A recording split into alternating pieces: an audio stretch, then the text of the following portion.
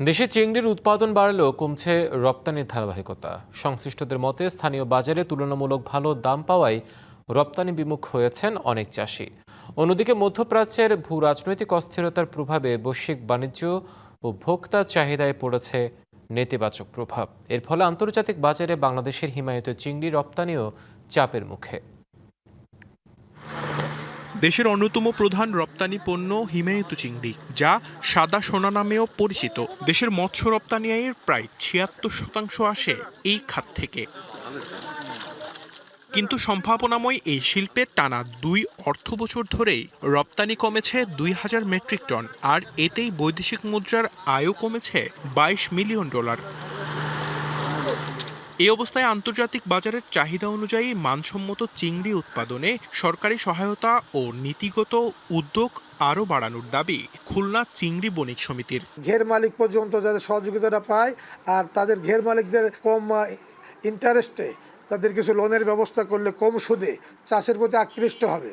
অন্যদিকে মৎস্য অধিদপ্তরের তথ্য বলছে, প্রান্তিক খামারিদের প্রশিক্ষণ ও কারিগরি সহায়তায় 2025-26 অর্থ বছরে উৎপাদন বেড়েছে। চাষিদেরকে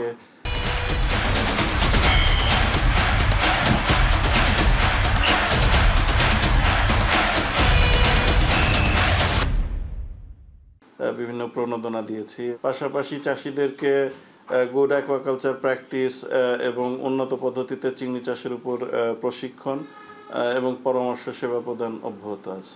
তবে এই তথ্যের সঙ্গে একমত নন রপ্তানিকারকরা। মৎস্য অধিদপ্তর বলছে উৎপাদন বেড়েছে, এটার সাথে আমরা বরাবরই দ্বিমত পোষণ করি। কারণ জানেন, সাস্টেনেবল কোস্টাল ফিশারিজ ডেভেলপমেন্টের একটা প্রজেক্ট এসেছিল ওয়ার্ল্ড ব্যাংকের, যেখানে 2500 কোটি টাকা খরচ করা হয়েছে এই খাতের উন্নয়নের জন্য।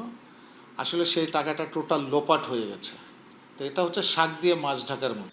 অর্থনীতিবিদরা বলছেন, বৈদেশিক মুদ্রা অর্জনের এই সম্ভাবনাময় খাতকে টিকিয়ে রাখতে সরকারকে বাজার সম্প্রসারণ এবং রপ্তানি বান্ধব নীতিতে জোর দিতে হবে।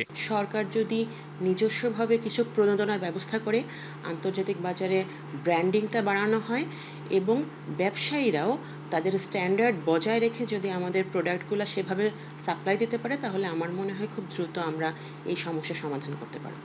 চিংড়ি শিল্পের হারানো গতি ফিরিয়ে এনে রপ্তানি ও বৈদেশিক মুদ্রার আয় বাড়াতে কার্যকর পদক্ষেপ নেবে সরকার, এমন প্রত্যাশা খাত সংশ্লিষ্টদের। DBC news desk.